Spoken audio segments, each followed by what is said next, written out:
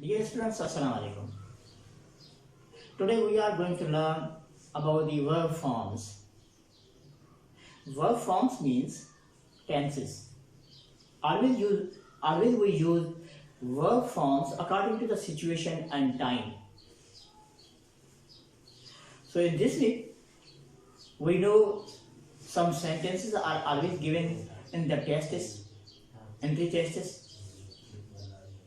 and then we have to choose. We have to find out what verb form is correct, which we have to be placed in the sentence, or they are given in the sentences and we have to see whether they are correct or incorrect. If we differentiate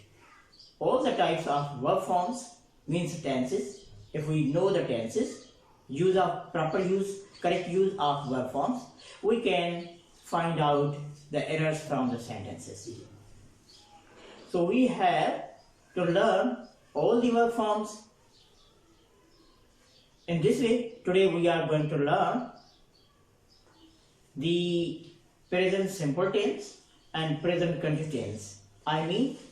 present verb form, in which we always use first form of the verb, and present continuous tense, in which we always use to be verb according to tense, and fourth form of the verb, means ing form. In the beginning, we learn both the verb forms, both the tenses and their proper use, and then we learn more sentences about the differentiate of the present simple tense and present continuous tense. त हाणे असीं इन ॿिन्हिनि जे दरमियान फ़र्क़ु सम्झंदासीं, छाकाणि त असीं पंहिंजे अॻियनि क्लासिस में इहो सम्झी चुका आहियूं त प्रेज़ेंट सिंपल टेंस खे किथे इस्तेमालु कंदा आहियूं ऐं प्रेज़ेंट कंटिन्यूअस टेंस खे किथे इस्तेमालु कंदा आहियूं. We know always we use present simple tense for showing permanent actions and present continuous tense for showing temporary actions. Present simple tense shows permanent situation, permanent action, and present continuous tense shows temporary action, temporary situation. Both the tenses are present tenses, but there is a little bit difference between both the tenses. Present simple tense shows general truth, universal truth, and present continuous tense shows the action which is happening now, which is happening right now, at the moment. And whenever we show a timetable, we use present simple tense, and whenever we show something which will happen in future, in near future, in such type of sentence we can use present continuous tense. In present simple tense we show present habit of present time, and in present continuous tense we show habit but not permanent, temporary habit, annoying habit. Okay, we are going to learn further about both the tenses. Things which are always true, उहो अमल, उहो कमु जेको हमेशा हक़ीक़त हूंदो आहे, जेको सच आहे, इहो हमेशा रहंदो, त असां फेल जी पहिरीं सूरत इस्तेमालु कंदासीं, जंहिंजो मिसाल आहे वाटर बॉइल्स एट 100 डिग्री, पाणी 100 डिग्रीअ ते भड़कंदो आहे, या मिल्क गिव्स एनर्जी, खीर तवानाई ॾींदो आहे. इहा हक़ीक़त आहे. मिल्क हमेशा तवानाई ॾींदो आहे, पाणी हमेशा जेको आहे 100 डिग्री ते भड़कंदो आहे. तंहिंजे करे अहिड़े क़िस्म जो अमल जेको परमानेंट हुजे, उन जे लाइ असां फेल जी पहिरीं सूरत इस्तेमालु कयूं था. ऐं साॻी तरह सां things which are happening at the moment, things which are happening at the moment, माना उहो अमल, उहो कमु, उहो एक्शन जेको टेम्पररी हुजे ऐं उहो हाणे थी रहियो हुजे, हिन वक़्तु थी रहियो हुजे, हिन वक़्तु करे रहिया हुजूं, त पोइ असीं प्रेज़ेंट कंटिन्यूअस जी वर्ब फॉर्म इस्तेमालु कंदासीं, टू बी जो वर्ब ऐं फेल जी चौथी सूरत इस्तेमालु कंदा आहियूं। The water is boiling now, the water is boiling now, पाणी हाणे उबरी रहियो आहे, पाणी हाणे बड़की रहियो आहे। हिन सेंटेंस में त पाणी 100 डिग्री ते बड़कंदो आहे हमेशा, कॾहिं बि तव्हां 100 डिग्री ते पाणी खे बड़काईंदव त उहो 100 डिग्री ते आणींदव त उहो बड़कणु शुरू कंदो। हीउ जेको आहे उहो हाणे यानी उबरी रहियो आहे या बड़की रहियो आहे, हाणे हिन वक़्त जी ॻाल्हि आहे सिर्फ़ु। Look, they are milking the cow. Look, they are milking the cow. ॾिसो उहे गऊं खे ॾुही रहिया आहिनि, उहे खीर ॾुही रहिया आहिनि, माना हाणे जी ॻाल्हि आहे। यानी इहो अमल जेको आहे हाणे थी रहियो आहे, माना अहिड़ो अमल जेको हाणे थी रहियो हुजे त असां फेल जी चौथी सूरत ऐं टू बी जो वर्ब टेंस जे मुताबिक़, टाइम जे मुताबिक़ असां इस्तेमालु कंदासीं। ऐं जेको हमेशा थींदो उन जे लाइ असीं फेल जी पहिरीं सूरत इस्तेमालु कंदा आहियूं। असां ॿिन्हिनि टेंसिस खे असां ईअं कंपेयर कयूं था त हमेशा वारो कमु ऐं जेको आहे हाणे जेको कमु थी रहियो हुजे। अच्छा असां अचूं था ॿिए नंबर ते, permanent situation are really permanent true for some time at least. का परमानेंट सिचुएशन जेका तक़रीबन परमानेंट हूंदी ऐं उहा हक़ीक़त हूंदी, ऐं इन जे लाइ असीं जेको आहे फेल जी पहिरीं सूरत इस्तेमालु कंदा आहियूं। जीअं आहे अहमद लिव्ड इन ठुल टाउन, अहमद ठुल में रहंदो आहे। इन जो मक़सदु आहे त अहमद ठुल जो रहायशी आहे, अहमद ठुल जो रहाकू आहे, अहमद जो घर ठुल में आहे ऐं उहो मुस्तक़िल हितां जो रहाकू आहे। ऐं हितां जेके टेम्पररी सिचुएशन जी ॻाल्हि कंदासीं त Ahmad is living in Thul for a few months. Ahmad कुझु महीननि जे लाइ ठुल में रहे थो या रहंदो आहे, रहे पियो। त हाणे हे इज़ लिविंग जेको आहे इहो ज़ाहिर करे थो त इहो मुस्तक़िल हितो जो रहाकू न आहे, हीउ आरज़ी तौर ते हिते रहे थो ऐं अहिड़े तरीक़े उन आरज़ी अरसो जेको आहे उहो असां पोयां रखियो आहे। असां पोयां आरज़ी जेको अरसो आहे केतिरे वक़्त जे लाइ ठुल में रहे थो, फॉर अ फ्यू मंथ्स, थोरनि महीननि जे लाइ, कुझु महीननि जे लाइ। पर जेकॾहिं असां वटि फॉर अ फ्यू मंथ्स असां पोयां न लिखूं आहे त पोइ असांजो सेंटेंस हीउ जेको आहे वाज़े न करे आहे त उहो आरज़ी आहे या परमानेंट आहे। पर इज़ लिविंग सां असां सम्झी सघूं था त इहो आरज़ी आहे, लिव सां असां सम्झी सघूं था इहो परमानेंट आहे। ऐं साॻी तरह सां ही टीच इंग्लिश इन सेंटर, हू सेंटर ते अंग्रेज़ी पढ़ाईंदो आहे। हिन सेंटेंस या हिन वर्ब मां इहो मतिलबु मिले थो त हू मुस्तक़िल टीचर आहे हिते ऐं हू अंग्रेज़ी जो टीचर आहे, हू मुस्तक़िल हिते पढ़ाईंदो आहे, यानी मुस्तक़िल अमल जी ॻाल्हि थी वई। The patient is getting better now,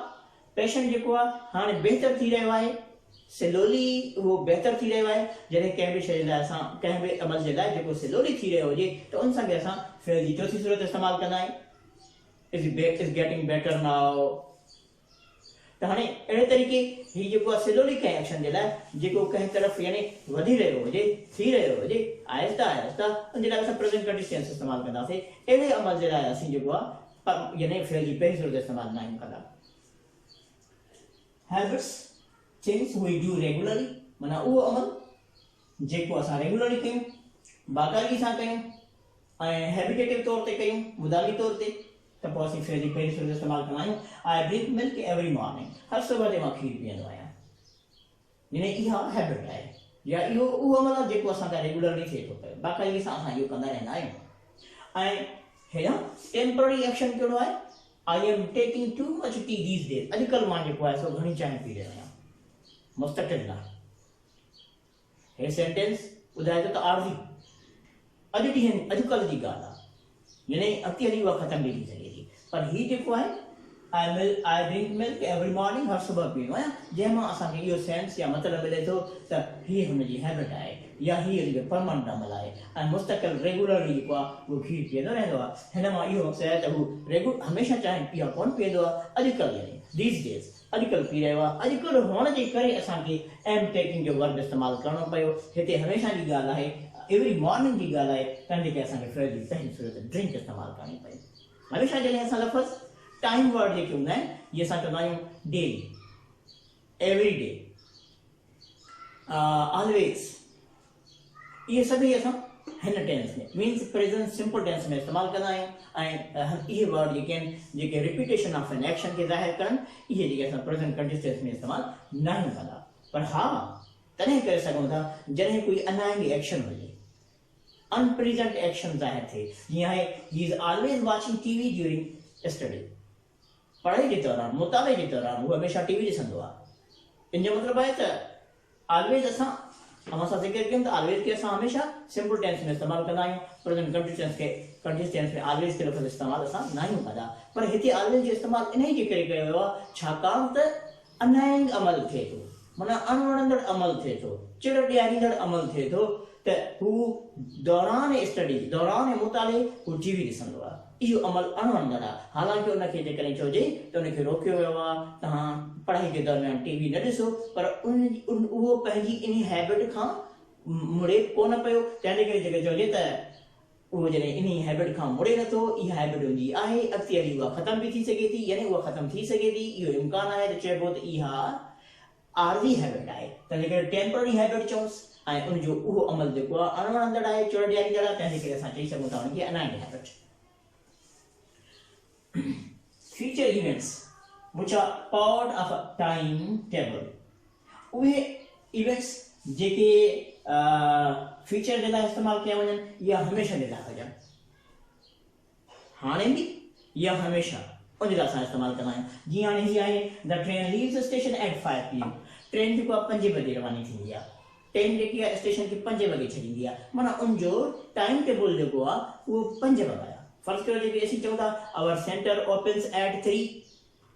PM असांजो सेंटर 3 वॻे खुलंदो आहे इन जो मतिलबु आहे त असांजो इहो टाइम टेबल आहे सेंटर जो टाइम टेबल आहे हर हमेशह जेको आहे उहो 3 वॻे यानी खुलंदो आहे तंहिंजे करे इहो बि परमानेंट एक्शन थी वियो ऐं साॻी तरह सां ही जॉइन्स हिज न्यू क्लास टुमारो हू सुभाणे नओं क्लास जॉइन कंदो हाणे हिते असां लफ़्ज़ इस्तेमालु कयो आहे सुभाणे खे असां चवंदासीं त इहो फ्यूचर आहे पर फ्यूचर जे लाइ बि असां प्रेज़ेंट सिंपल टेंस खे इस्तेमालु कंदासीं पर असांखे जॾहिं प्रेज़ेंट सिंपल टेंस इस्तेमालु कयूं फ्यूचर जे लाइ त असांखे टाइम वर्ड इस्तेमालु करणो पवंदो हिते टाइम वर्ड फ्यूचर जो न लाइ टुमारो या द नेक्स्ट डे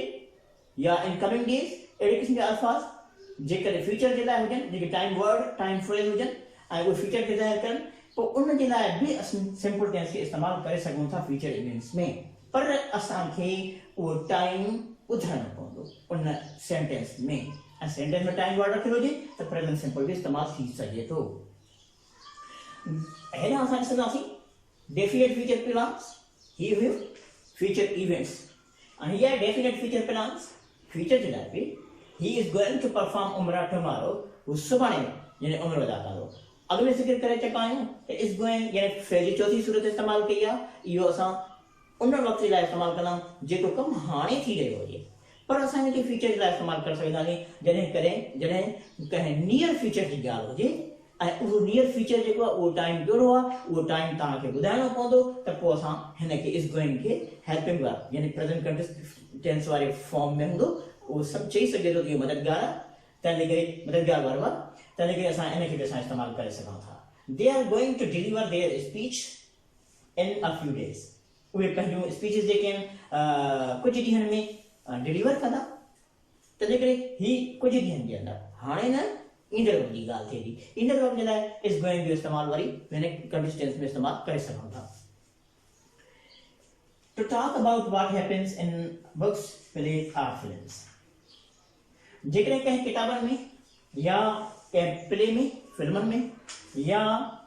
कंहिं ड्रामनि में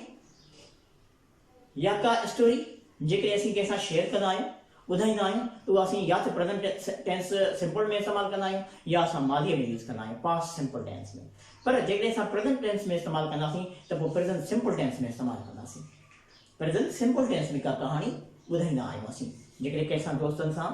कंहिं सां बि शेयर कंदा आहियूं का बि स्टोरी जेका असां फिल्म में ॾिठी का बि स्टोरी जेका असां किताब मां पढ़ी कंहिं ड्रामे में या कंहिंखां ॿुधी ऐं कंहिंखे असां ॿुधाइणु चाहियूं था त उहा असां प्रेज़ेंट सिंपल टेंस में इस्तेमालु करे सघूं था वर्ब जी पहिरीं सूरत इस्तेमालु कबी जंहिंखे चइबो सीरीज़ ऑफ एक्शन्स त हाणे हिन में बि हिकिड़ो एग्ज़ाम्पल आहे जीअं आहे at the end of the story at the end of the film at the end of the drama or the play the detective catch the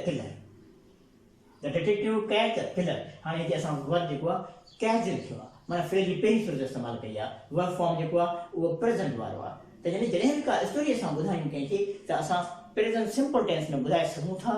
या असां माज़ी में ॿुधाए सघंदा आहियूं पर मां तव्हांखे ॿुधायां पियो त प्रेज़ेंट सिंपल में असां इस्तेमालु करे सघूं था ऐं साॻी असां प्रेज़ेंट कंटिन्यूअस टेंस में असां हिनखे कीअं था करे सघूं, हेॾे ॾिसो, two talk about people in features and in pictures and photos. To talk about people in pictures and photos. जॾहिं कंहिं असां फोटो में या कंहिं पिक्चर में ॾिसंदा आहियूं, उन पिक्चर जे बारे में ॻाल्हाईंदा आहियूं, त